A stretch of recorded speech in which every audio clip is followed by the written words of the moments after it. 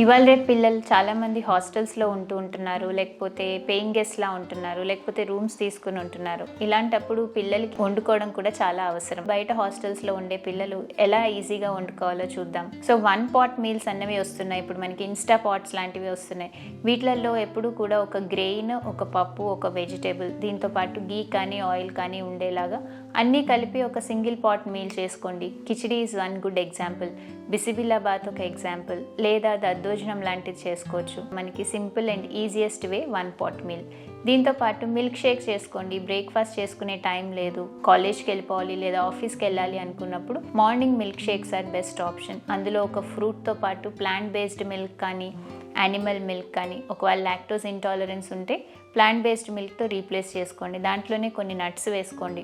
అన్నీ కలిపి బ్లెండ్ చేస్తే మీకు ఒక నైస్ హెల్దీ ఫ్రూట్ స్మూతీ తయారవుతుంది. ఇది మీకు బ్రేక్ఫాస్ట్ రీప్లేస్మెంట్గా బాగా పనికొస్తుంది.